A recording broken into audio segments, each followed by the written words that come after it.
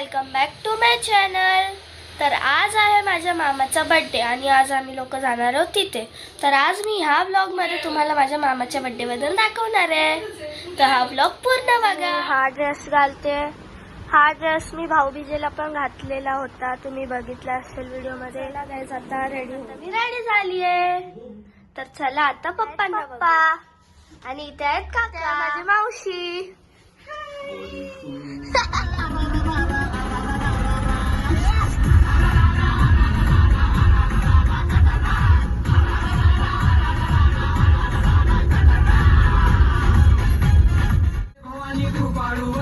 परशुरामाची माता आरती व वाळू मनवावे व वाळू मुळ माया रेणुके आनंदी जय देवी चतुर्शृंगी डोंगर वरुणी सत्यानंदातो त्रिगुण तिन्ही ताळ महा तिन्ही ताळाईच्या चरणी खेळतो खंड मुंड मर्दून महिषासुरवदया जातो घालून पायास्थळी घालून चरणास्थळी केला आपला रहिवाशी आनंदी जय देवी जय रामाचे भवानी कृपाळुवंत परशुरामाची मात आरती व वाळू मनवावे व वाळू मूळ माया रेणुके आनंदी जय देवी शिनगार पिवळा उभी रावळा द्वारी उभी देवळा। तर गाइस आम्हाला जाताना मोठा साप दिसला।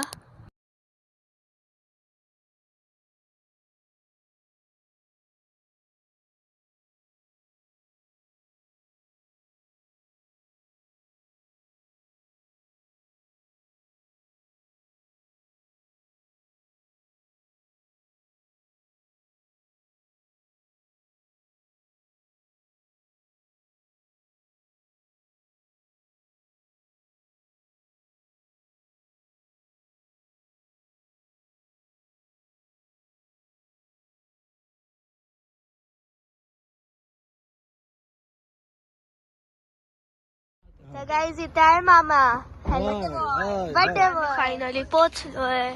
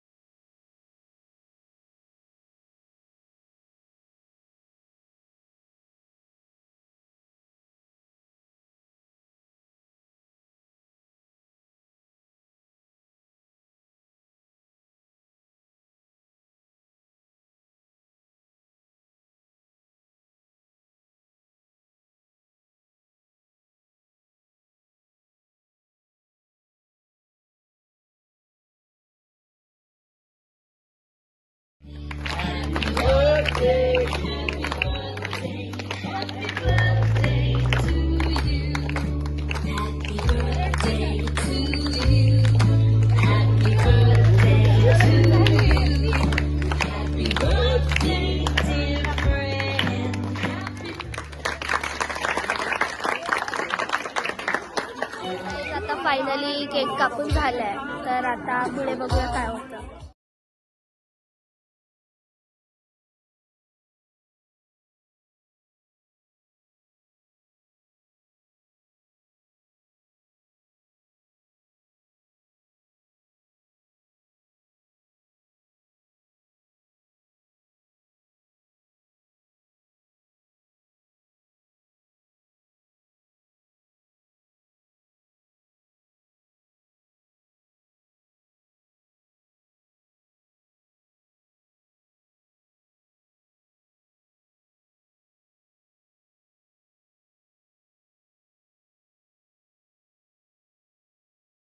तर गाइस इथे मामी भाषण करते।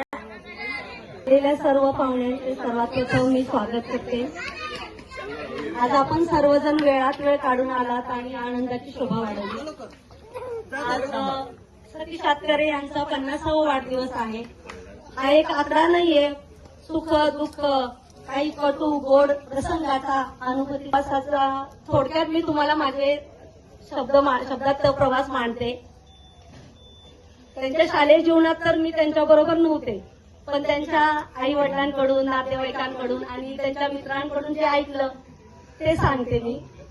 अगदी शालेय जीवनापासून त्यांना देशसेवेची आवड होती आणि ती स्काउट गाईडच्या रूपाने ती शाळेमधूनच ती रुजवली गेली। स्काउट गाईडमध्ये असताना त्यांनी अनेक उपक्रमामध्ये भाग घेतले. अगदी 9वी-10वी ला असताना त्यांनी त्या शाळेमध्ये स्काउट गाईडचे टीचर होते आणि स्काउट गाईडचे अगदी पिकनिक वगैरे घेऊन ते यशस्वीरित्या ते पूर्ण उपक्रम ते करत होते. तर येणारा प्रत्येक दिवस तुमच्या आयुष्यात सुख देऊन जावो. त्या एका क्षणामध्येही दुःखाची झलक नसावी. जे जे तुम्हाला तुमच्या मनी असेल ते तुम्हाला मिळावं. तुम्हाला उदंड आणि निरोगी दीर्घायुष्य लाभावं ह्याच माझ्या शुभेच्छा आहेत. स्काउट गाईडची सुरुवातीपासून त्यांनी त्यांच्या देशसेवेची सुरुवात केली आणि 10वी पास झाले. 10वी पास झाल्यानंतर अगदी मनाशी निश्चयच केला होता की मला आर्मीमध्ये जायचं आहे, सैनिकातच जायचं आहे आणि देशाची सेवा करायची आहे. त्याच्यामुळे अगदी कॉलेजचा रस्ताच त्यांनी पकडला नाही. त्यांचे मित्र त्यांना समजावत होते कॉलेजला ऍडमिशन घे, परंतु त्यांना एक मनामध्ये दृढ निश्चय होता की नाही, मला आर्मीत जायचं आहे आणि मी याच वर्षी जाणार आहे. 1994ला त्यांची 10वी झाली. जूनमध्ये ते 10वीचा रिझल्ट लागल्यानंतर त्यातून त्यांनी भरतीचा प्रयत्न केला. ऑक्टोबर-नोव्हेंबरमध्ये भरतीची परीक्षा झाली, पण तरी सुद्धा जानेवारी महिना आला. 1995 साल उजाडलं तरी पण त्यांना काही भरतीचा कॉल आला नाही. आणि मग त्याच्यानंतर त्यांनी त्यांचे जे मित्र आहेत काकोडे सर, रवी ऋषी यांच्या मार्गदर्शनाने स्काउट गाईडचा ड्रेस घालून पुण्याच्या मेन त्यांचं जे ऑफिस होतं तिथं गेले आणि तिथे गेल्यानंतर अगदी जेमतेम मला वाटते ते 18 वर्षाचं वय असेल, तिथल्या मेन ऑफिसमध्ये ते गेले. त्यांचे जे मेजर साहेब असतील तिथे त्यांना भेटले आणि अगदी त्या स्काउट गाईडच्या ड्रेसमध्ये त्यांनी त्या साहेबांना सॅल्यूट केलं आणि कदाचित त्या डोळ्यांमध्ये त्या साहेबांना देशसेवेची चमक दिसली आणि त्यांनी तिथेच एका क्षणाचाही विलंब न करता त्यांना एक डुप्लिकेट त्यांची भरतीची ऑर्डर दिली आणि सांगितलं ओरिजिनल ऑर्डर तुला 2-3 दिवसात पोस्टाने मिळेल. त्या दिवशी ते घरी आले. दुसऱ्या दिवशी ती ऑर्डर घेऊन त्यांना कुलाब्याला जायचं होतं जमा करण्यासाठी. कुलाब्याला ती ऑर्डर जमा केली आणि त्याच दिवशी दुपारी त्यांना समजलं की आजच्या रात्रीच त्यांना गोव्याला त्या ट्रेनिंगसाठी जायचं आहे. घरी आल्यानंतर आई वडिलांना सांगितलं.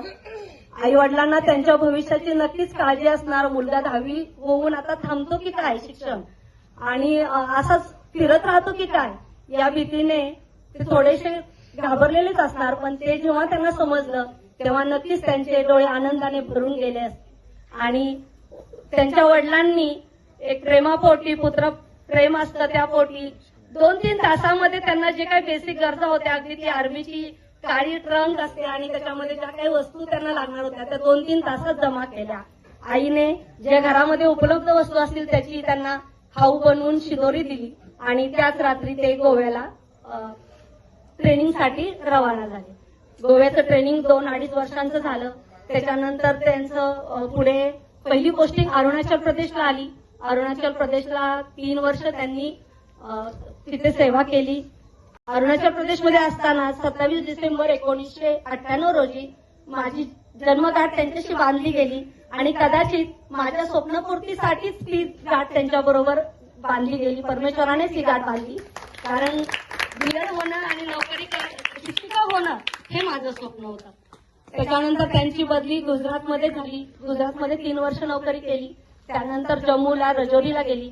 जम्मूला 3 महिने आणि गुजरातला 3 महिने, बस एवढंच मी त्यांच्याबरोबर राहिले. त्याच्यानंतर जम्मू नंतर त्यांची बदली धगंद्राला झाली. त्यानंतर त्यांनी परत अमरनाथ यात्रेला काश्मीर इथे बदली झाली. अमरनाथ यात्रेमध्ये अगदी -डिग्री मध्ये त्यांनी बर्फामध्ये प्रवास करणाऱ्या प्रवाशांची सेवा केली आणि त्याच्यानंतर शेवटची त्यांची बदली पंजाबमध्ये झाली आणि पंजाबमधून 2013 साली जूनमध्ये ते कुटुंबामध्ये आले. जेव्हा हे सगळं हा 17-18 वर्षांचा प्रवास होत असताना मला शरयू ही 2001ला गोड अशी मुलगी झाली आम्हाला आणि 2006ला अथर्व असा छान असा मुलगा झाला. जेव्हा त्यांना ऍक्च्युली लहानपणी मुलांचं जास्त बालपण जगता आलं नाही आणि मुलांनाही वडिलांचं प्रेम थोडं त्या वयामध्ये कमीच पडलं. पण जेव्हा जेव्हा ते येत होते सुट्टीला तेव्हा भरभरून आम्हाला वेळ देत होते. आमच्यासाठी ते वेळ घालवत होते. पण जेव्हा सुट्टी संपायची वेळ होती आणि बॅगा भरायची वेळ होती तो दिवसच खूप कठीण होता. परंतु एकीकडे कुटुंबाचं प्रेम ओढत होतं आणि एकीकडे देशाची सेवा ओढत होती. नक्कीच देशाची सेवा जिंकली, कुटुंबाचं प्रेम दुय्यमच राहिलं आणि अशा प्रकारे त्यांनी 19 वर्ष सेवा करून 2013 मध्ये आमच्या बरोबर राहायला आले आणि तिथून खरी माझ्या संसाराची सुरुवात झाली. मुलांच्या चौकट असं कुटुंब आमचं तयार झालं. 2013 नंतर त्यांनी टोरंट कंपनी, रिलायन्स कंपनीमध्ये 3 वर्ष सेवा केली. त्यानंतर टोरंट कंपनीमध्ये 3-4 वर्ष सेवा केली आणि आता ते लोधामध्ये डेप्युटी मॅनेजर म्हणून अगदी चांगल्या पदावर काम करतायत आणि त्यांची जबाबदारी अगदी कर्तव्याने पार पाडतायत.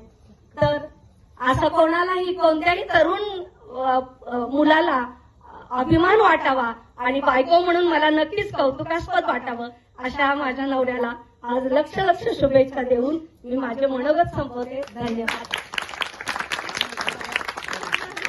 सायंकाळच्या वेळी पक्षी घरटात परततात. सायंकाळच्या वेळी सतीशरावांचे नाव घेते त्यांच्या 50व्या वाढदिवसाच्या वेळी. तर गाईज इथे पप्पा स्पीच करतात. आणि खरंच फौजी बॉर्डरवर पण, घरात पण सर्वच. आज कोणी विचारलं ना, मला खूप नवल वाटतं. कोण म्हणेल तर 50वा वाढदिवस आहे, 25शीला लाजवेल एवढी एनर्जी आज पण त्याच्यात आहे.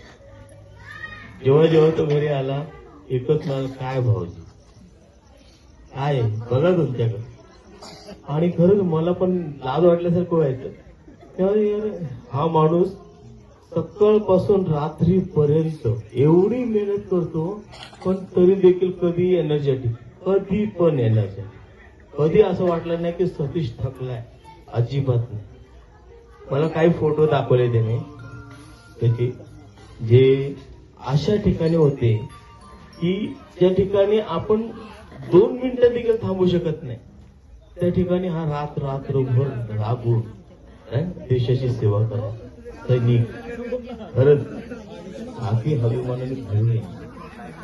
असं वाटायचं अरे आपण फक्त जगतो, पण खरं लाईफ जे काय असेल ना, तर त्या ह्या काय स्टॅमिना, काय ऊर्जा. वाव, ग्रेट यार. असं आयुष्य भेटायला पण नशीब लागतं. आणि ही खरंच अभिमानास्पद गोष्ट आहे की आज 50वा वाढदिवस साजरा करताना देखील त्या माणसाच्या चेहऱ्यावर तोच उत्साह आहे जो 25शीत होता. I am really appreciating his personality. आणि मनापासून सांगतो, अशी पर्सनॅलिटी जर भेटली तर त्या माणसाला वेल्थची गरजच नाही. He is the wealthiest person on this earth. आणि मला खरंच मनापासून वाटतं, जर काही शिकायचं असेल त्याच्याकडून तर त्याचा फिटनेस ग्रेट, रिअली ग्रेट. आणि मी ते बोलून आता सॅल्यूट तर मारता येत नाही मला, पण तरी पण सॅल्यूट.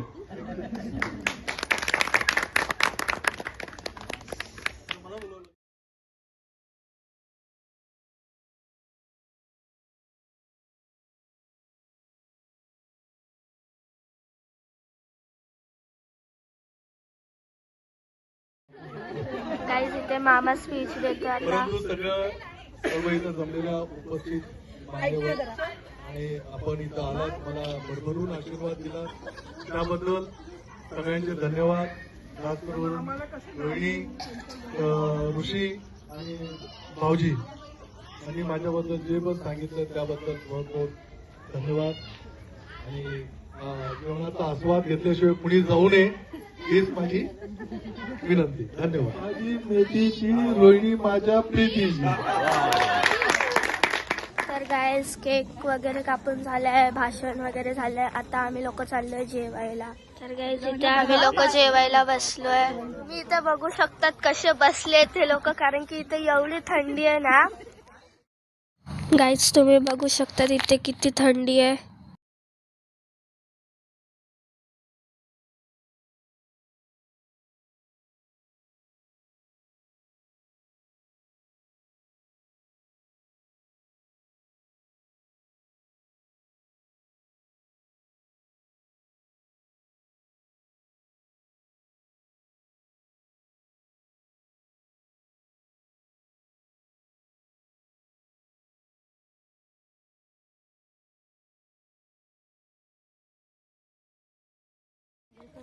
तर गाईज आता आम्ही लोक निघालोय घरी जायला. तर चला आता आम्ही लोक चाललोय घरी. तुम्ही बघू शकता रस्त्यावर किती अंधार आहे.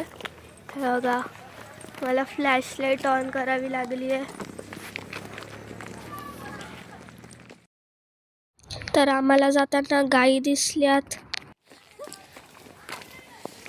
गाईज तुम्ही इथे बघू शकतात की खूप अंधार आहे आणि आम्ही लोकच फक्त रस्त्याला.